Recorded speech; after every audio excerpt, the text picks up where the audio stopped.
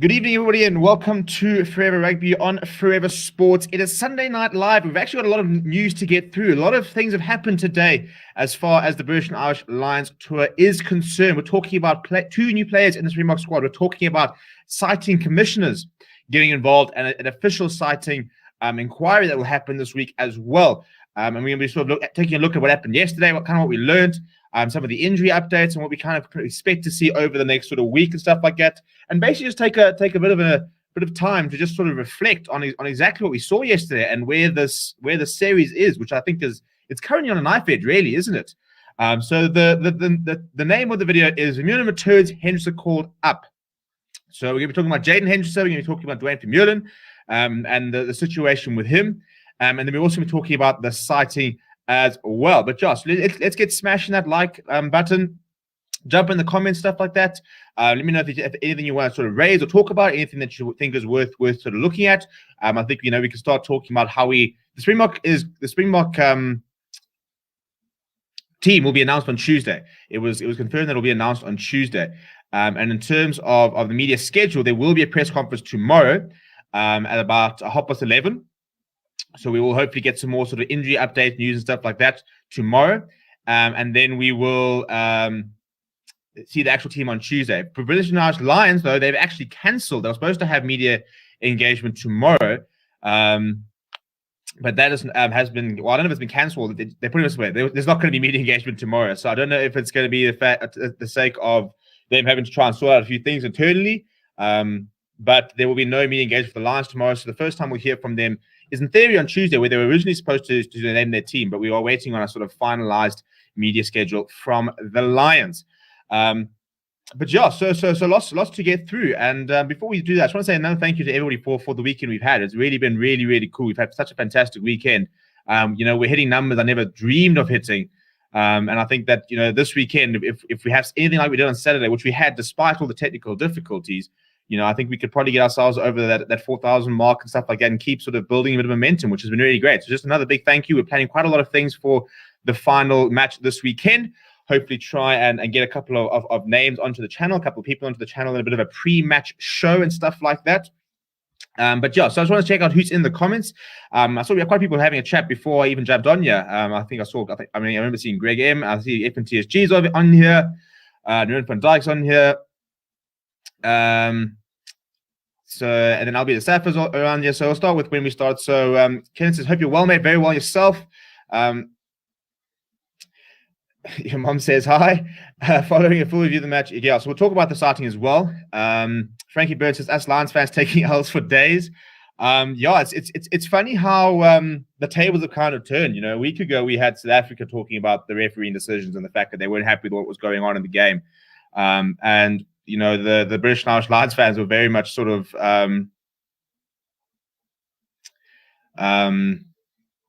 we're having a go at the Springboks fans, saying that they were sort of very sour and stuff like that. And a week later, suddenly we've just we've had a complete my English has left me. A complete reversal of the roles is what I meant to say, with a lot of the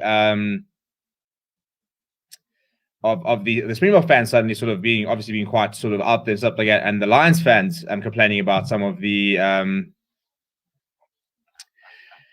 decisions that I get yesterday. So we've got quite a lot to talk about. We're going to talk about exactly what's going on in the Springbok camp. So first of all, we didn't wake up to the news, but we saw the news this morning that Duane Vermeulen has officially been added to the squad, which I think is a bit of a surprise. And I don't think he's ready, from the sounds of it. We heard from Jake White on Friday night about Duane.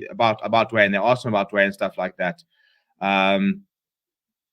So it's a bit strange. And Jake White was talking about the fact that he reckons he's a couple of weeks away from full fitness. He's been running and stuff like that, but he's a couple of weeks away from full fitness. So, they didn't think he was going to he's going to be fit. And all of a sudden, 2 days later, he's suddenly named in the squad.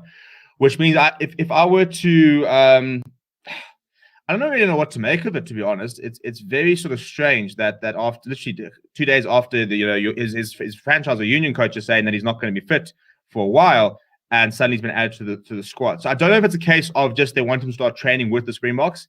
I'd be very surprised if we see him this weekend. because it sounds like he's still a while away. And also, it's also one of those things. Do you risk playing him? I mean, there's obviously that big risk about Alun Jones and whether he was going to play. But Alun Jones was training with the Lions, was back in training with Wales for a full week, then flew down to South Africa, still managed to play against Stormers, had a full week for the Lions, and then played. Also, I think, with a shoulder, I think he was still managing to do a bit of running and stuff like that, still managing to sort of keep up his fitness, whereas Dwayne Vermeulen's had an ankle injury. So he's been off that ankle for a while. So I think it will be quite a risk if you do play him. Look, he's one of those players. I don't think form really comes into it. It's a bit like Alun Jones. When you get to that sort of class and that sort of pedigree, you don't really talk about form. But I would worry a little bit about fitness. And the last thing we need is to risk playing a Dwayne Vermeulen that's not 100% fit,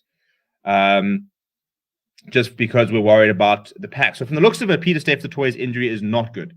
That's what was the message from Jacques Nienaber last night, was that it doesn't look particularly good for Pieter-Steph du Toit. And, I think that, unfortunately, I wonder if that might sort of rush the fact that we need to have Dwayne Vermeulen, because we need to have, that extra line option. But yeah, and then what we also then find out today is that Jaden Hendrikse has been called up into the squad, his first time ever being called, which is strange on a certain level, because I think that he probably was good enough, in my opinion. I think I was surprised to see initially that Sanele Nahamba was called up ahead of him in the initial 46-man squad. And then for Nahamba to go back, play one game. Hendrikse hasn't exactly played a lot of rugby. He was suspended after that red card against the British and Irish Lions. And then as soon as there's an injury to a scrum half, suddenly he gets called up, which I think is quite strange. And it's a bit odd to have back to Nahamba, and then now at the first chance you actually have to bring somebody back, you go straight to Jaden Hendrikse. Which, I mean, look, I personally, I'm not upset about the fact. I think he's a class player. We're not going to see him this weekend. That's not the issue. It's more the case of, it sounds like Faf de Klerk's injury might be a bit more serious than we initially thought.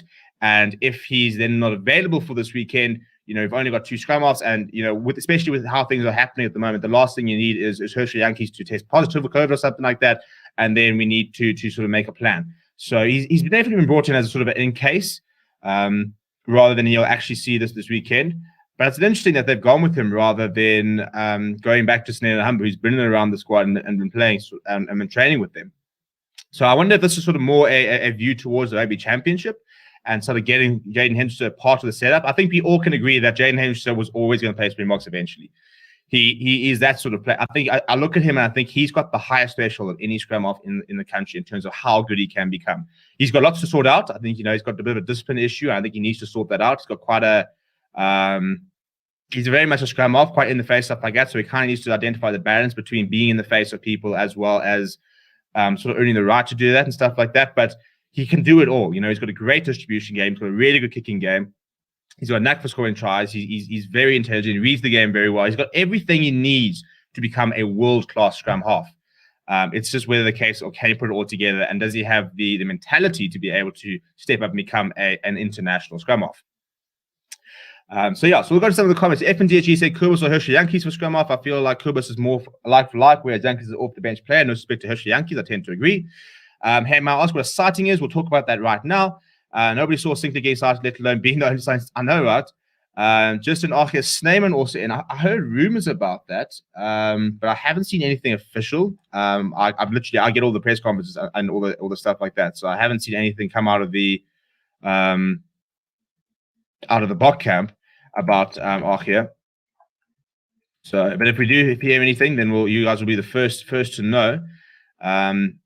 Did you do Sinclair side? You're going to talk about Carl Sinclair. Another of Lions supporters saying, unless you brought the game into disrepute, I would like to remind them that Gatland started it. I'm not reading it. I know. I think it's so easy to, in retrospect, now go and say that Rassie ruined the series and he brought the game into disrepute and what happened. And that's the case. I wouldn't mind Thor running the water. Yeah, we could see that.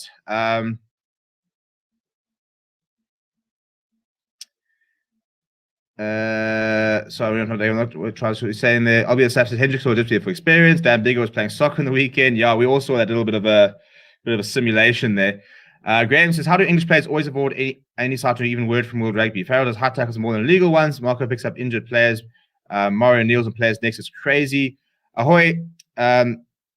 Is from Ireland. Good to see the Blocker get back in Super Starling. Some grumpy Lions fans here blaming Rusty video, but funny things is exactly what Rusty highlighted the influence Getty had. Yes, hello, puppy. I'm currently dog sitting, and we've got a very, very young and very playful dog at the moment. So, do you mind? Do you want to sit down? No. Okay, never mind. So, if you hear the squeaking, that is the dog. We need John Luke. I'm now lost where I was in the comments. If anyone could do it, Dwayne, 100%. Wonderful for the Four Nations or for the Rugby Championship. Yeah, I think he wants a line series on a CV. Look, I mean, Dwayne's got some unfinished business to attend to with regards to the line series. Last time he got a massive hit on him from Andy Powell. I was watching the video today, so he would like to get back to it. Hendrikse class. The gap between available aids compared to VERMEULEN is big. Don't think Dupree will do much better than Visa at this level. Yeah, I think it's true. So we'll talk about scrum options now. I think Dan Dupree is better than Visa. Ruin for Dake's being fake news about the RK's name. But I haven't seen anything about that. I think Dan Dupree is better than Visa. Wish the Dupree brothers didn't get sent off. If Snowman isn't, we definitely win low. We won't lose one line out. The hand video and Gatlin spat is so over. Yeah, it is. We're not going to see anything like that this week. Does Should Hog not bite for Leaderoo? Apparently not. Skin stats in a rugby pass show that he has insights all that told him Dwayne is definitely playing the third test if they won the second one. But I also think it's too early for him to be back. Show us the puppy. Well, if it would ever sit still long enough for me to pick it up, I'll try and show you. But now she's going to take refuge over there. So she comes back with a toy. I'll pick her up and show everybody. Mark Verstappen has been really impressing me lately. Will definitely play in Rugby Championship, but top players getting a rest. Quacka just nervous when he gets constantly target with him in the high kick. No hate on Quacka, but Dwayne right now could be a game changer to cut up the Lions kicking game. What's the point of calling in another scrum with only one game left? Well, I think and that's what Jacques Nina was talking about. The fact that it's not really about this weekend; it's more about moving forward. So Jacques says, and I quote, Jaden is a talented player and he's been in SA Rugby's junior structures from a young age. So we're excited to see what he can do at this level. We are in the opening stages of a physically demanding season with the Castle Lager Rugby Championship starting. I bet you he did not say Castle Lager Rugby Championship. But yes, starting next week. So this will serve as a great opportunity to expose him to our structures and at the same time allow us to expand our depth with an eye on the future. So yeah, I think, as I said, I think it's very much just a case of building depth and getting. And I think we've been doing quite a lot with bringing a lot of players. And I think if you look at the 46-man squad, there were a lot of players that were never going to play in the test matches. I don't think Apele Lefasi was ever really going to play in the test matches. I don't think that Roscoe Speckman and Yao Penkle and Wansila Similane, Sanina Hamba, they were Fezan Barter. They were never going to play in these test matches. But these are players who will be playing test match rugby in 2 or 3 times. And one thing that the Springboks have maybe been quite bad at in the past is not preparing and not sort of bringing people in early enough and not really having that sort of succession plan and sort of going, great team, start again, great team, start again, great team, start again. And if we want to go and try and defend our World Cup title in 2023, we need to make sure that we've got players coming in who know the system. And it's not just a case, we don't want to be having players making their debut like a month before the World Cup. Sometimes it works, but you want to be able to go into World Cup knowing that we've got 30 to 40 players that have got sort of 10 caps under their belt and they all understand the systems and stuff very well. What's the point of calling another scrum with only one game left? Just so we're talking, and I would like to see Malcolm starting piece depth the toilet position. He really impressed me. If Dwayne comes back, it's game over for the Lions. No puppy reveal at 4K subs. Yeah, we could do that. I don't understand why Cocker jumps in the line out. I think it's because he's got good ball handling skills, if nothing else, to be honest. I think it was a masterstroke having like 6 fetches in the field in the second half. So Faf is okay then. Well, we're going to wait and see. They haven't sort of said that he's out or anything like that. There hasn't been any, but I think the fact that he's in the squad means that there might be a little bit of doubt about him. As Kwasi said, hit the like button. Ruan van Dijk says, I have huge faith in Dwayne, but he must not start. Bring him on from the bench. I tend to agree. If we do see him this weekend, I wouldn't like to see him starting. I just think to have recovered from that sort of injury and come straight into a starting lineup would be a very big risk. Hence, so Faf and Herschel, what are we doing? No, I mean, it won't be over Faf or Herschel. He won't start. I don't think this weekend. He's pretty much 4th choice. Daniel Sabine says there were times when they got a tight head on us a different day and a different ref could have blown against us and not at reset. But great to see Trevor and Koch getting the bind on Marco. Thoughts? So I'll highlight that. I thought that we got the balance very, very right in terms of our props. And we talked about this a bit in the midweek, and a couple of people didn't really understand it. but we're talking about the fact that Frans Malherbe is a better starting tight head than he is coming off the bench. And people are sort of saying, well, what does that mean? If he's not good enough, to come off the bench, then how could he be good to start? But he's somebody who I think was very much more of an anchor.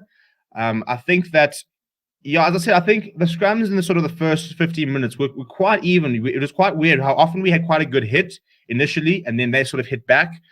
So I wouldn't say we had scrum dominance in the sort of the first 50 minutes in that starting front rows. But I tell you what, Vince Koch and Trevor came on and absolutely blew the Lions pack away. I thought Trevor in particular, moving back to Lou, said, yes, it is an easier switch, but it is still a switch itself. He was absolutely sublime, wasn't he? Even Stephen Kitsoff talked about it. It was just an unbelievable performance from Trevor coming off the bench. And we talked about the fact that Trevor, for me, is a very good impact player. He comes off the bench for the Bulls to very good effect because he's got everything. He's a very good scrummager. I think we sort of after that SAA game, everybody kind of sort of threw the baby out with the bathwater and talked about the fact that his scrumming wasn't good enough. But he is generally a very good scrummager. But he's a very nice ball carrier. He's very good at the breakdown. He gets around the park for somebody of his size. So I think he's the perfect impact player. I think him and Koch and Marks off the bench are such a good combination to have, because you've got Malcolm Marks who's so good on the breakdown, Vincent Koch winning something on the breakdown, Trevor's very good at the breakdown. So you're bringing on three props who do offer a little bit more than just scrummaging. Whereas Kitsoff's very good at the breakdown as well. He's our best loose head, I think, all round loose head by a mile. But I really do think that the three came off the bench made a massive difference. And then you still got to add Oxen Chair in there, who was very impressive in the first game. Also, funny enough, I think that Oxen Chair is probably somebody who would kind of suit coming off the bench in many ways, because he's also got that very good in the loose, quite a good ball carrier and stuff like that. So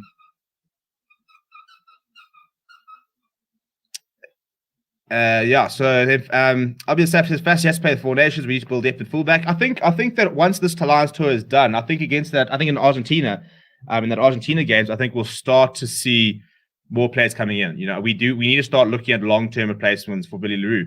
Ironically, and I don't know how people feel about this, but look, Billy Leroux's 31, so he'll be 33 come the World Cup. Actually, no, so he'll be 30. Yeah, so 30. Yeah, 33. My maths is leaving me now. So he'll be 33 in the World Cup. So it's not like Billy's going to be too old, but I think we could sort of agree that that he kind of blows a bit hot and cold. He's a very important player for us, Billy Leroux, but we do need depth at fullback, because if it's not Billy, who is it? Are we going to back Ches and Colby there? Are we going to back up Billy Fassi? So when it comes to the Rugby Championship, and especially the outgoing tour, hopefully that's when we start bringing more players in. We also need centre depth, for example. I think we can all agree that Damien Dealindi and Lekanyo are probably the best centre partnership in the world right now. But if those two go down, who have we got? Are we putting Frans Steiner inside? Are we putting Damien Willemse inside? Who are we putting it outside? You've got Jesse Kriel, but after that, it just wanted to see the Similani have a chance. Hello. You want to come say hello to everybody? All right. Right, well, here's the puppy. He's in a very playful mode. Okay, you're going to sit down now. Go and play. Right, what were we talking about? I bit my ear, you bastard. You and bloody Carl Sinclair. I think we do need to start building some depth in quite a few positions. I think center's one of those. Wings were fine. We know with wings that we're absolutely fine when it comes to depth. But I think even in other positions, for example, like scrum off and stuff like that, is Kubus Reinach going to be an option moving forward? We've got Hershey Yankees, but do we want to start bringing in more options, stuff like that? Is that why we're bringing in Jaden Hendrikse? So Ruben Padek says, who's supported Dwayne? You're playing from the bench. Yeah, so I tend to agree about that. What's the story with the Dupree twins? They entitle people or their yellow card liabilities or personality class, or they're overweight, not to test level. It's strange, because they just don't seem to just ever sort of get a chance. We saw one game from Jean-Luc. Unfortunately, Dan had COVID, so I don't think that he didn't get the chance to go. And I think he would have had a chance in that SAA game, but they just never really seem to be that highly rated. They've never sort of managed to sort of take their domestic form onto the international level. So where are we with the comments? Great performance from Trevor, 100%. I agree with that. So I'm just going to sort of skim these. If Dwayne was ready, then he should have played for like 20, 30 minutes for Bulls on Friday, 100%. Lurt Diago was amazing when he came on. You know, start this weekend. Lions must learn like England don't count chickens before they hatch. Well, you see, the problem is with that, and I'll show it and stuff like that, is that, you know, how much do we do that? How much do we say that when players come off the bench and we're really good, you have to start them? Or how much do we sit there thinking, is that half an hour that we get from them worth more than the 50 minutes or 60 minutes? You know, can they give us the same sort of impact starting, or can they come on and really change a game? But I think that we agree, we probably agree in the first test, Lurt Diago didn't look his characteristic self. But the second test, you know, he came on and was brilliant. I thought the entire bench was brilliant. You know, the bomb squad really, really did work in the second test. So it's a tricky one where, you know, is he going to be able to sort of do what he does off in the starting lineup? You know, can our other logs have as big an impact off the bench? Because we're now moving towards a game where it's not about the 15 starters. You've got a 23-man team, and it's about starters and finishers rather than starting 15 and replacements. Or a bench, you know, reserves, for example. I think the word reserves is going out of fashion because they're not just reserves. They are there for a very good reason. They are being very specifically put on the bench. Liam Ross says the discipline for the last test will be super tough. Going to be an interesting one for the ref. 100% agree with that. I think that we saw that the Lions conceded 7 penalties in the last 20 minutes yesterday, and the Springboks only conceded 1 penalty in the entire second half yesterday, and that was the difference, wasn't it? Oh yes, Mark's cock and Trevor with the bench is lethal. I like. Did Hog get cited? Just wondering, his closing time for citation was no. So I'll talk about the sightings right now. Let me go through the comments, and then we'll talk about the storm. Listen, you and this toy, can you go find a quieter one? If Adams, Liam Williams start, will we kick as much? We did try to run it, but Pollard still passes stray sometimes. Yeah, I think Pollard was sort of all or nothing a bit this weekend. I thought some of his passes were a little bit poor. So I'm interested to sort of see what they do if they do bring in the players who are better under the high ball. Tiapan and Burks as well. We're added. Let's bring Ruiz, Chatuka, and Alwick into the squad. I'd like to see them in the India squad. I'd like to see all three of those players, and then Pepsi Buthelezi.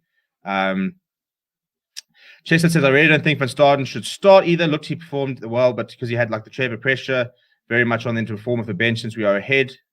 And yeah, shout out to the puppy. You see, getting lots of shout outs. I'll just sit down. There's no dog, you have a squeaky toy fetish. Calm yourself. I suppose now you can't even claim that because now I showed you. Ruben van Dijk says, imagine the score is super close in the second half and the physicality has taken its toll and the lines are tied and Dwayne comes on about 50, 60 minutes. If they were line up, yeah, well, that's the thing. You know, he could be a very good player off the bench. The people who said don't you Vermeulen play in the third match are probably Lions supporters because they know. Talking to friends close to the Lions, they rate Pepsi Buthelezi very highly. They were quite impressed with him. No, he's fantastic. We've got so many good loose forwards. Who was our 10 after Pollard? Well, in theory, it's Alton Yankees. In terms of what we see on the bench, in terms of what we see in the SAA and stuff like that, I don't think it's Morné Steyn. I think that if Johan Goosen plays like he's playing at the moment for another sort of 6 months, he can become our next 10, but I wouldn't put him there. Sean Farrell says, if the Lions decide to change things up, which areas would you like to see improved? Williams, Simmons, Aki, Navidi. Yes, we'll talk about that as well. People also hating David Willemse. He had a great impact on the games he has given so far. Give him some credit, guys. Very good temperament. Trevor was better at loose head because he was a loose head. Always been a loose head. Yeah, I mean, that's where he started it. And he's one of those props that have been moved around a lot. To be honest, we need new players in scrum off a fly position. No depth in that department. Want to see Willemse true potential. Ow! With the box style of play. His ball in hand threats, box kicking, everything. John and do you think the team will be the same, but Kwaka out for Dwayne? I agree, some brilliant players are better for 20 minutes than starting. Can we just talk about the fact that their 100 Pollard in particular played the game against them, that high kicking game? Alton Yankees should be used as a momentum change for the box. 60 minutes of physical dominant, but if forwards are a bit fatigued, Yankees could bring the dynamics in the back line. Does anyone know if Jake White has said anything about this tour?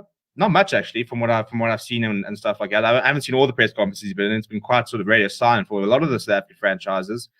And I'll be the South says we started the Stormers front row. They know each other. Osman Herbert is a hell of a lot of hard work. And the ball, 15 tackles in 15 minutes, a huge number of rack hits, 100%. Chong Lucanio, who's on here all the time, he's a massive Francois Herbert fan. Says he really rates the off the ball work, his tackle rate. Stormers lose cheer for much. Puppy, our new mascot, 100%. There we go, Shadow. You got some fans. Well, I think people are back now, so she can disappear and go and back follow them. Kirsten will be in the team for the championship and just a test run. Yeah, so I think let's talk about the sighting, and then we'll talk about more about the change in the team and stuff like that, and what we might see this weekend, how VERMEULEN might fit in. Are we going to see Hendrikse and stuff like that? But in terms of the sightings, so it's only been Kyle Sinclair. They've finished the entire sightings. As a comment, talking about the fact that it was by 7 p.m. tonight they had to sort out the sightings, and the only sighting that they went with was Kyle Sinclair. I think it was in the 64th minute. They said, I've got the official press release somewhere here. But it was weird because the one incident that nobody seems to have seen is the incident that they've picked up. Here we go. Breaking. So, British and Irish Lions Kyle Sinclair attended an independent disciplinary hearing after he was cited by Scott Noland for an act of foul play for biting. During the 64th minute of the second test, so that was when it happened, he will attend a hearing via video conference, which will be chaired and joined by former international players David Croft and John Langford on the 3rd of August. That's on Tuesday. Following full review of the match, there are no additional sightings. So there's no sighting for Stuart Hogg. There's no sighting for Maury Toje. There's no sighting for Cheslin Colby. People are saying about, and there's no sighting for, was there anybody else that needed to be cited? People wanted to have to be cited. So none of those cited. So the only sighting is Kyle Sinclair, which is quite interesting because, as I said, none of us, we almost need to go back and watch the game, and 64th minute, I don't think it was really picked up. So I don't quite know what happened there and what the story is, but no sighting from Stuart Hogg. He released a statement today saying that he vehemently denied biting Willie Leroux and said that there was nothing in it. But it's interesting. I mean, a biting, if you get caught biting, that can be quite a long ban. Hey, we can be talking about sort of like 12 weeks for that sort of ban, that kind of sort of foul play. So that would be a big loss in having no Kyle Sinclair, who himself was a replacement because of the injuries at tight head for the British and Irish Lions. So that would be really, really interesting. But I think it's quite strange that we haven't seen anything about the Stuart Hogg incident. The Maury Toje incident as well, I thought didn't look particularly good. Kind of surprised they're not having a look at it. But it kind of is what it is, I suppose. Grant was the puppy part of the new Rock Nation deal. Well, I mean, yeah. I mean, she is black. So it could have been. But no, not quite. When will the team be released? So it's pretty much be released on Tuesday. I reckon the box will probably be, the lines will be released on Wednesday, given the fact that Sinclair's commission is on Tuesday now. David Leo said, I sent text Gmail at half time saying the box will win 26-20. Lut Diallo coming was added to the PCF's toy going for the blow. Also 2-1 to the box from Munster. Great. Chat, I think is what it means. What's the chance of the third test being moved to Newlands? I haven't heard anything about that. As far as they're concerned, they're still planning on having it at the Cape Town Stadium. I would like to see Willemse with some more time with the ball in hand, but unfortunately this pitch is a cuck, so not a lot of running with the ball in hand. Hogg also bit Leroux. The Lions wanted all the tests to be at the Cape Town Stadium because they wanted to stay in their bubble. Toja should have been cited. Funny Kyle was never picked up. I think ban should be for games, not for weeks. I know this off topic. Well, what position did you play in school? Kyle Sinclair, looks like a biter. Funny thing about my school rugby career. I actually played I played one game at Inside Centre when we first started, and then I operated a fly half actually for the rest of my school career. Probably one of the biggest, horizontally biggest fly halves in the game back in the day. But I went to a small private school. So we only started playing rugby really in high school. So it was a case of, at the time I'd played a little bit of club rugby when I was younger, but because I just loved the game, I've been kicking and throwing the ball around for most of my life. So I had a better skill set than most people. I could kick and pass the ball. So as a result, by default, as one of the few people who could do that, I played at fly half, and then I played at as a loose forward and in a bit of internal league at university. With like basically the res league and stuff like that. Played a little bit on the flank, a little bit at eighth man.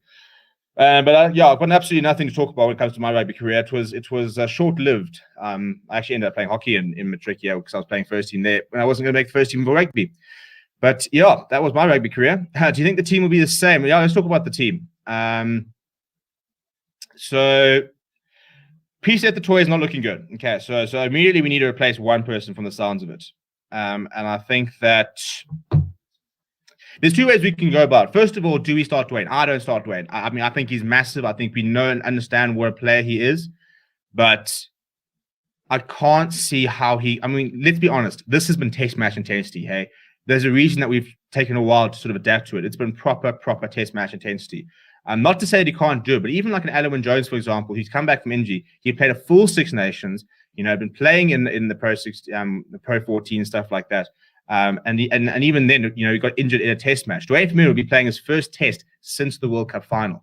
So I don't think that we should be starting him. I don't think so.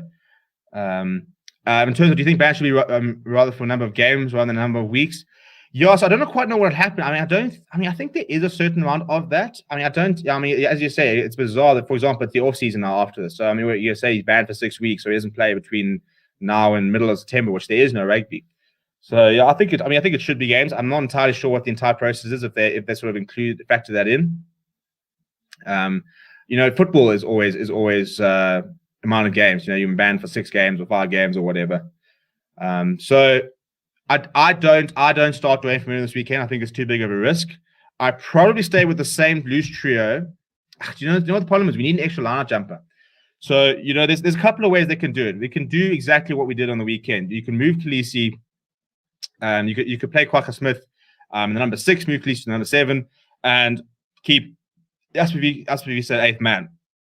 Alternatively, we can do what we did when Jasper Wiese went off, and you can move Kwagga to the back of the scrum and move Franco Mostert onto the lock, onto the flank, and then you start Luat Diago, which means that you've got an extra line option. But then we don't really have much of a bomb squad coming off the bench. Maybe if Dwayne Vermeulen's fit, we might have Dwayne Vermeulen. But if you've got Dwayne Vermeulen, Marco van Staden, and Marvin Orie coming on, it's not quite the same as Marco van Staden, Luat Diago, and Kwagga Smith, is it? So it's a very big call that we have to make, that we don't want to sort of nullify after we just saw how important our bomb squad is. To sort of then make a move which will nullify it is quite difficult. So if Dwayne Vermeulen is fit to come off the bench, then I think that Vermeulen, Van Staden, and Luat Diago, for example, coming off the bench would be a really, really good bomb squad. We're talking about physicality, we're talking about line options, we're talking about breakdown work, and then you can start Kwagga Smith in place of Pete Steph the Toy. So I think that's kind of where I would like to go in terms of the impact these players will bring on. I also think that we need Kwagga on for the breakdown work. I think he actually played quite a big part of the breakdown, even in the first half. I think that we definitely missed Pete Steph the Toy's physicality, but we also need some breakdown work. And I think Kwagga had quite a good game, actually. I think he gets quite a bit of a hard rap from a lot of people. But I thought that he had a very good turnover where he was penalized wrongly, in my opinion. He also he had that knock-on, very, very important knock-on. When he created that knock-on at the ruck where they were right in front. I think it was just for half-time, actually. It was about 35th minute, if I remember correctly. But that was quite an important moment, I thought, when he created that knock-on. He's got a role to play, and they rate him. So Graham said, I've got a feeling the Lions are also going to go for a 6-2 split. Thoughts? I don't think they will, I don't think they will. I think that they're worried about their backline. I think that they need, I tell you what, I think we're going to see Finn Russell or Marcus Smith on the bench this weekend. My gut says that they need something they need a final roll of the dice. And Owen Farrell, as good of a player he is not a roll of the dice. He's not going to come on a game and turn on its head and stuff like that. He's just a very solid player. I'm very interested to see. Gatlin always makes changes. When he loses, he makes changes. He will not stick with the side. And that's what Adam Jones says. His press conference will come out in about 2 hours, by the way. It's an embargo to 11 p.m. So that'll come out then. And go and watch it, because he talks about the fact that Gatlin always makes changes when he loses. So I think we will see changes in that line setup. I think Dan Bigger will probably start, but I wouldn't be surprised if we see Owen Farrell at 12. We could see Henshaw at 13, and we could see Finn Russell off the bench, or Marcus Smith off the bench. I think that they might want to have somebody quite exciting, somebody who can sort of run the game a little bit more in the final minutes if they need it.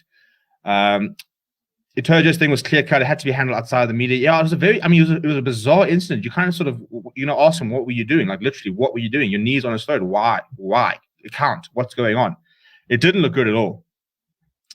Do you think the Lions should start Louis Rees-Zammit over Jonathan van der Merwe? I think you've got Josh Adams ahead of Louis Rees-Zammit. I think you've got to go with him before, and Liam Williams. I think Rees-Zammit's a very good player, but I think that it's a very look. It's honest, we haven't seen their wings get much chance in the tests, so you're not going to give Louis Rees-Zammit a lot of opportunity. In which case, do you really want him to be the one potentially having to defend Dwayne Vermeulen down the flanks, or Sia Khaleesi down the wings if you need to? So I probably wouldn't go Louis Rees-Zammit. I'd go Josh Adams and Liam Williams. Some people are calling for an all-Welsh back three. Going Liam Williams at the back, Josh Adams and Louis Rees-Zammit as your two wings. So it'll be interesting to see where they go with that back three. I think we will see Liam Williams in, whether we'll see him at full back or on the wing. And I reckon we'll probably see Josh Adams in as well. Jason says, we're talking about Dwayne here. I will start him. I believe he is clear to play for the Bulls, but decided not to for some reason. I'll be surprised if that is the case.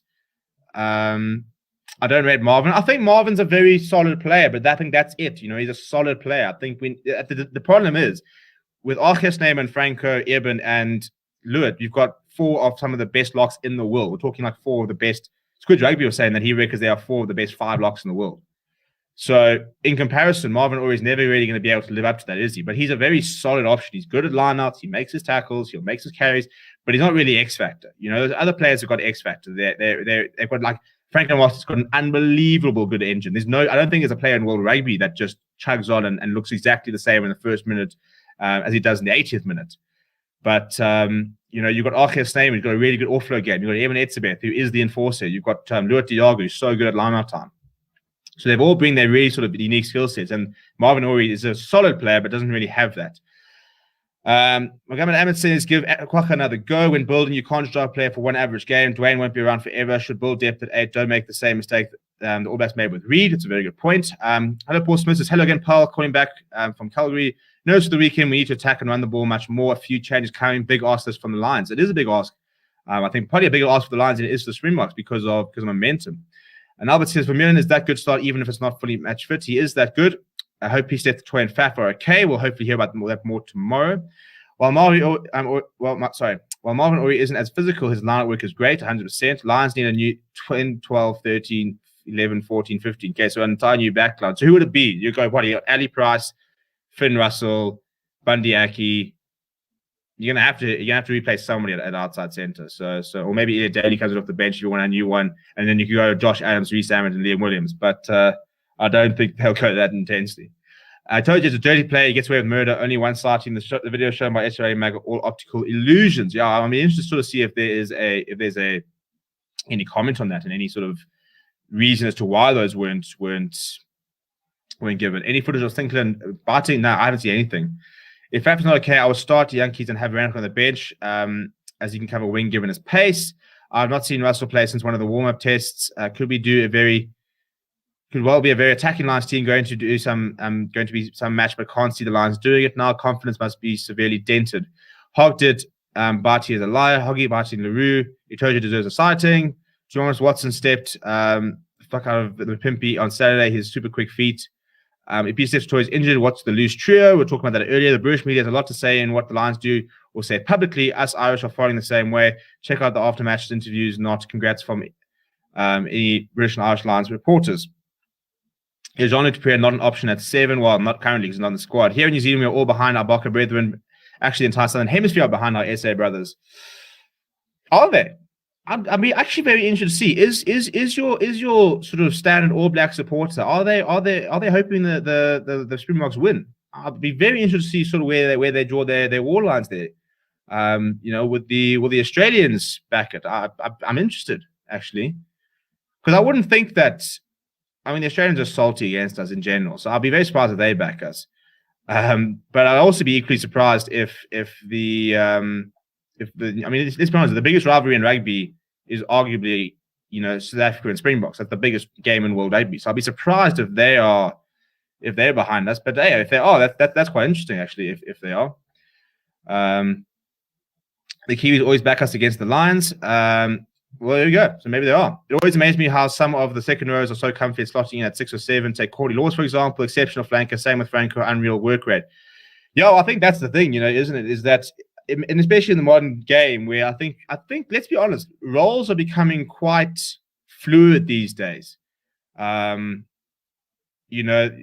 a bit like what Dane Coles did with the hooker position, even Bismarck to a certain degree, where they kind of sort of started moving away from the mold. I don't think the day's gone back where, number 1 did this, number 2 did this, number 3 did this, and that's what they did. I think now things are a little bit more fluid, which I think is probably why players can move around a bit more. Because, for example, this is why we saw Skulk Brits, who played at hooker and could play on the flank.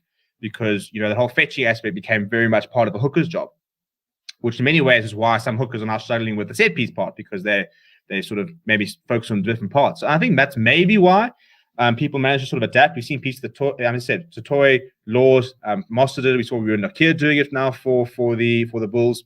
Lots of locks on our side jumping onto the flank as well. Your thoughts on replacing Villy with France Steyn? He's solid under the high ball. Villy isn't World Cup all over again. France also adds to the attacking threat with the boot and is solid on defense.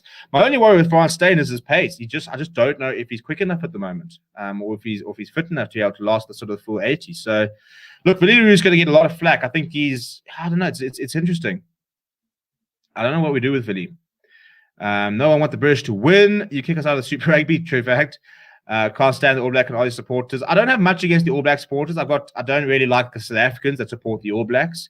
I don't really like the Australians. Not necessarily the Australian supporters, but I don't have much time for Australia sport right now after the cricket team decided not to come here after we pulled out all the stops. And then also them saying that, COVID's sorted over here, so you guys can come play to the British and Irish Lions. You guys can have some fans over here. Piss off. So, I don't really mind All Blacks fans, but it just frustrates me seeing the amount of South Africans that support the All Blacks. Can understand why, but let's move on here. You've missed out on a 2019 World Cup win. Don't think the All Blacks would like us to win because of their draw. Yeah, there's also that. We do it. They did something that they couldn't, and that's win the World Cup and then beat the Lions. I think the Southern Hemisphere team always back us against the Lions. There's a pick on no price of Hog biting LaRue. There's a video, there's a pick, there's everything. You can always do a 6-2 split with Kwaka around if there's a cross in the back line. You can also cover there. It's a no-brainer. Yeah, he's very good.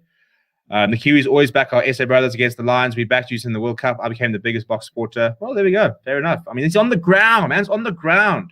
So that's the news from the ground, is that the All Blacks are backing us. Flew like our 6 fetches in the second half. Cheapest. I mean, even Vincent Clark, let's be honest, none of us really sort of backed Vincent Clark as a fetcher, but we won a really good penalty down at the breakdown. Albert says, I was taken on by All Black supporters saying All Blacks going to clap us. Definitely not Cape All Black supporting our boykies. Yeah, you see, exactly like those people. Why don't we play Fassi on fullback? We might start seeing in the Rugby Championship. And Kwasi says, I know this has nothing to do with the topic, but why was Malcolm Marx never developed into a flank? Look, he in many ways, he's suited to it because his line of work is all right, but it's definitely not sensational. I think it's just the new breed of hooker, isn't it? We've seen, even like something like a Luke Cowan-Dick, who's very good in the loose. Dane Coles kind of sort of revolutionized that role. I definitely think he's someone who could have been a flame. Maybe not as quick enough around the park could be the only sort of potential issue, but he is so good as Malcolm Marx. I've watched Malcolm Marx from when he first came through at the Lions, and you walked into the field and you think, "Jeepers, that guy's massive." And then you watch the ball skills you had. You watched him at the breakdown, and we sat there thinking, "This guy's going to become the best hooker in the world." He had that sort of aura about him. It's funny how you can just sort of see with certain players that you can just know they will be world class. I think he was going to be one of them. I think he's someone that probably could have actually played in the loose chair and been very comfortable there. But I'm not going to argue it because, look, at the end of the day, in South Africa, we've always had stupid amounts of loose forwards. So if we've got somebody who could 50-50 keep him at hooker. Look, he's freaking huge. How much does he weigh?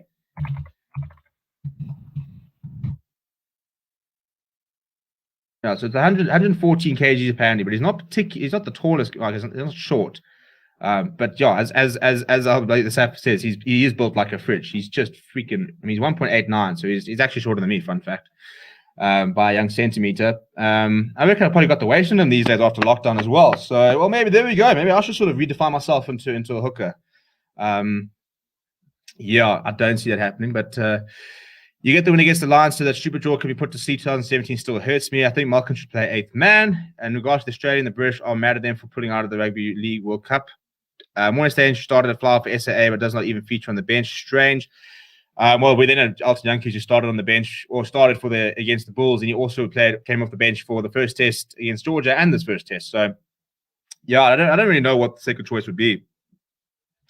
Did I miss the VERMEULEN news? Yeah, well, the news is back in the squad. Whether he'll start, whether he'll play, we do not know, but he is in the squad, which I think is an interesting call. As I said, I don't think it's such a difficult one because that he won't let you down. As I always kept saying about like Alan Wynne-Jones, he will never be a liability on the pitch. But do you risk it? What if he comes on and does his ankle? Your bomb squad's gone. That is and can you imagine saying to like Jasper Wiese or saying to anybody in that loose trio, and I know that they'll probably understand because VERMEULEN, but listen, you guys stormed back after going 1-0 down, one of the toughest matches in history for Springboks. You guys came back and you beat them. Now I'm dropping you. Like, it would be, I mean, who do you drop? Do you drop Marco van Staden? Who some people are saying you could start. Do you drop Kwagga Smith? I think lots of people will probably drop Kwagga Smith, but he's been far more involved in the box this year than anybody else has. Are you dropping Jasper Wiese? So it would be a very big call. I mean, if he does start, who are you dropping? Who are you leaving out? I think they should put Fassi on the bench over Damian Willemse. Well, I think Willemse covers more positions. He's played. I mean, look, everybody sort of says Fassi can play at centre, but he hasn't really played centre at this level. I think that if we were to go with a 4-3 split in the future, how exciting would it be to have Herschel Jantjies, Damian Willemse, and Apelele Fassi as your three options off the bench? That would be stunning. But we will keep going with the 6-2 split for as long as you've got the forwards that can make the impact. Because the 6-2 split doesn't really exist if you don't really have the forwards to be able to come on and do the job. You can't do a 6-2 split if you've got, actually I don't need to bring in names, but if you've got very average players coming off the bench, I would say Marvin Orie maybe because he just doesn't have quite the sort of same impact. But if you've got those sort of players, it's not really a sort of a bomb squad. The whole point of the bomb squad is you've got 6 really, really like class players coming off the bench at very important times. Proper props, a really good hooker, Malcolm Marx, Marco van Staden, Kwagga Smith, and Leo Thiago, one of the best locks in the world. They're coming off the bench. That's where you get that sort of bomb squad mix. So I kind of agree with Albie Safa saying VERMEULEN should run the water on. It would be good for team morale. I'll say go with the same team as last one. I tend to agree. I think that if PCF the toy is not fit, I would probably start Kwagga. And I would look at then bringing in who are we going to bring onto the bench? Who have we got? I'm trying to think of our loose forward options here. So if we start with Kwagga Smith, you can either bring in another lock, and you could, because you could have 2 locks on the bench, of course. You could have Marvin Orie, Leo Thiago, and Marco van Staden. Alternatively, how else can we do this? I'm missing a loose forward. Who's our other loose forward on the bench? We let go of the Dupree brothers. Rand Alstad, that's the one.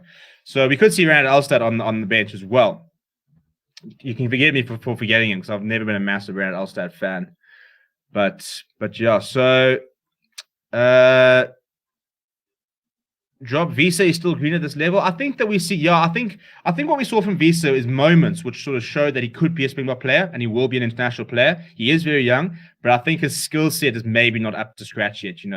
Dropping the ball under the high ball, couple of disciplinary issues. I think he's got all the makings of a Springbok loose forward, but I don't think he's quite yet. You can understand why they've gone with him. He's very abrasive. I think he'll grow into an international national player, but I wouldn't mind if I wouldn't have any major gripes if he does start this weekend. But I think he's still got a lot to learn this in this setup. But I think that having Dwayne VERMEULEN, and this is what a lot of people have been saying, having Dwayne VERMEULEN, even just from a experience and leadership point of view, is invaluable. So even if they've got absolutely no intention of him playing this weekend or next weekend, maybe he might only play that second Argentina game on the 21st of August. Having him there is a good thing. That's the main thing. So Levich says Smith on at 7 and Dwayne on 23. Facility to work on his tackling. Willemse was quite impressive in his outing. Willemse's defense is very solid. There's one thing you can't mark him down on. This is defense. He's very, very good defensively. I don't think Orie should be in the squad. He covers lock and flank. Yes, I don't think Rassi's rant last week is a good for World Rugby. I would imagine other coaches who were too scared to do the same speak up against the refs. I read Pepsi over Alstad. That's the thing. I think if we're looking at hoping Marcel Coetzee can get some good game time, hopefully get a caller.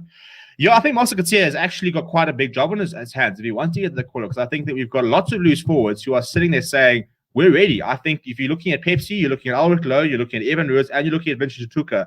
Any of those 4, I reckon, are probably on form right now, almost ahead of Marcel Coetzee.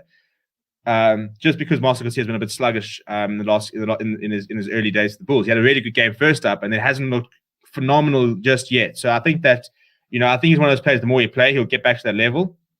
But loose forward is definitely not a position we need to worry about. There's just so many options at loose forward across. As I said, Vincent Tuka, Albert Lowe, Evan Ruiz, Pepsi Buthelezi, those are your future forwards. We've still got players like, Dylan Richardson, for example. Nama Kaba, if he gets a good run, is a very good player. I think like Franco Horn, for example, at the Lions is a very good player. I think MJ Pulse is quite a good player at the Lions as well. Very good on the ground. We want to look here, maybe if they're going to persist, and maybe we can move them back to flank, which I don't think they will. But that's why I'm interested to see what will happen at the end of the tour. Because I think at the end of the tour, we need to start bringing up a couple of these players. I don't see how you can leave Vintage Tuka behind at the end of the year tour. Are you really going to take Alstat to Europe ahead of Tuka, who's been playing? He's been the Lions' best player for about 3 years now. He's in his third year playing for the Lions. He's 22 years old. He's been one of the best players in the Lions since he's been 20. Evan Roos is another one, and Pepsi Boutle is another one, but I think that it's their breakout season, so maybe one of those guys get a go, but I would be very surprised if they, especially at number 7, I think, for Tuka, who's a very good line option as well. And I'm slightly biased because, he's obviously, first of all, he's a Lions player, so I've watched a lot more of him. But I just think he's been playing so well for so long. I mean, he was brilliant against the Bulls when they got absolutely hammered, and yet, he was fantastic. Alstat should get another chance in the Bears covers lock and loose forward. Contender says bring Staines in based on consistency.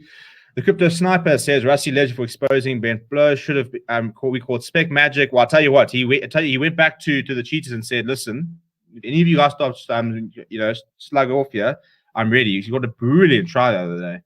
If we're down in the second half, we should bring in Yankees, put Pollard inside center as we always do for massive playmaking. That's what we did back in Wellington. You won't be very popular if you say that you like Alton Yankees. That's where I get my most of my abuse, actually. But I tend to agree. He is unfortunately also off to Japan, so you won't actually see much of him in South Africa. We can even have Curran Bosch at full back. It was interesting. I thought Curran Bosch looked a lot better at full back yesterday in the Currie Cup when he shifted there. Another one which he is far off his best position. I thought he looked very good at full back because he's sort of more the running side. I think he also is guilty of, not guilty, but he's kind of part of the Sharks. It's a bit like Faf de Klerk, where the game plan is right. You're going to kick, you're going to kick, you're going to kick, you're going to kick, and then everybody says, well, this bloody guy, all he does is kick. But that is the game plan. Dwayne should take 1 year off and just in the squad for his caps. I mean, I think, let's be honest, can we go to the next World Cup with Dwayne Vermeulen as our number 8? Dwayne Vermeulen is 35 years old. He's just turned 35, which means he's going to be 37 in the next World Cup. Can we have a 37-year-old starting at 8th man for us? Like, I know it's Dwayne Vermeulen. I know that, if somebody can, he can. But is that a good idea? Is that a good idea to have our starting 8th man 37 years old at the World Cup? Is he going to be able to sort of play the level? And if he's not, it's a very big question, because if he's not, how long can we continue playing him? Because we cannot go to the World Cup in 2023 with a new 8th man. It's such an important position for us, for any team, So if we need to replace him, we need to start replacing him. We need to get those players in now. We need to start blooding them in the next sort of year or two, because next year is the last year, and then we're into World Cup year. James Fento is also not bad, 100%. He's also a very good player. Mornay says Evergreen should be the backup to Pollard in this Lions series. I don't think we're going to see Mornay or Alton this weekend. Maybe might see them in Argentina. Also, should not be a block after the series. Rusty just has a soft spot for him, but seriously, he's had his chance. I tend to agree. How much do you think the Lions are panicking? 29-9 is a huge score. One of the biggest scores. I saw one of the biggest scores they've had in years and years. How much do you Mornay staying at 10 and Pollard at 12? I mean, why would you replace David Lindy after the weekend he had? James Fenter, yeah, I like what I see from that guy. Agree, Mornay should be safe hands back up for Pollard. The Greeks are proving themselves in the Currie Cup. The Greeks are having a storming Currie Cup, as well as the Pumas. He is too old. Abby Safa says Dwayne will be too old in the next World Cup. Remember what happened with John Smith. Visa should grow in that role. This is Vermeulen's last year, methinks. Dwayne could play the Schalk Brits role. Yeah, look, I mean, if they want to take him over and you can organize golf for the buggers, then sure. I wouldn't be upset about that, but then that needs to be quite clear that that's his role and that he's not going to be the incumbent number 8. And if it's not going to be the incumbent number 8, who is? Jasper Visa, Kwaka Smith, Evan Roos, Albert Lowe, Frankie Horn. Which of these players, Petty Buthelezi, which of these players are you going to really back and say, you are going to be the next 8th man? You are going to be our number 1? Those are some really good players I just named, by the way. And look at every single 8th man playing in the country right now. For the Sharks, Pepsi Buthelezi, 22 years old, brilliant. Lions, Franco Horn, 22 years old, really, really talented. Albert Lowe now playing at 8th man for the Bulls, very, very talented. Evan Ruiz having a storming season at the Western Province. So we've got 4 players, the 4 8th man at the moment for our local unions are all 23 years or younger. So there's your depth. So which of those 2 do you really want to sort of back, or do you make it a shootout and say, right, 2 of you are going to go 2023. You've got 2 United Rugby Championships to prove who's going to be it. I hope that Vermeulen is fit enough to play next Saturday. He commands the defense exceptionally well. We need to build new players for next World Cup. Now is the time. Well, I don't think this weekend's the time, but I agree that now this year is the time. I think it was always about the World Cup, and after that, it's about the Lions Series is a World Cup. It's the next biggest thing, and it only happens every 12 years. So you definitely don't sit there saying, right, if you've got somebody who could play in the Lions Series and still be very good, you don't retire him so that you can bring in new blood for the Lions Series. You play this Lions Series, and you say, right, now is the time. We've got 2 matches against Argentina. Who are we going to bring in? We've got an outgoing tour, 3 matches at the end of the year. Unfortunately, no Barbarians match, which is really unfortunate because I like those games. I also think we need to have next year, we should have an SAA tour, against French Barbarians. We've seen that before. That's what we need. Let's get an SAA team of Carly Sardi, maybe not Liesel because he's a bit older these days, but Carly Sardi, Joseph Dweber, or Fezan Barta, or Jan Khobola. Let's get a couple of young props in and around the place. Let's get some of the locks. I'm trying to think of the good locks. Ruben Okia, Ruben Skuman, JD Schickling, or the Roots actually played pretty well for the Sharks. Let's get loose trios of Klaba and Chatuka and Albert Lowe and all those players. Let's get that SAA side, a nice young SAA side, get them 2 matches against the French Barbarians, get them used to the Springbok setup and how things work at international level, so that we can then say, right, out of that 25 or 30-man squad in the SAA, we can then bring 5 or 6 of them into the Springbok squad, and we can sort of actually build a succession plan. We should really be playing. I think the SAA should be playing 3 games every year. I generally do. I think that. And I think we should almost do it during the outgoing tours, or the incoming tours for us. When Ireland's down here, can we not get a French Barbarian side, or get Fiji, or get Samoa, or get Tonga, get these sides come here and play an SAA side, so that we've got 2 basically test teams playing all the time. These guys are learning each other, playing with each other. If you've got, as I said, I'm focusing on a loose trio because that's where we've got all our talent. But if you've got Albert Lowe, Vincent Suka, and Evan Roos, or Pepsi Buthelezi, if you've got those 3 playing together, for 3 matches and stuff like that, that's the future of SA Rugby. So get them playing together.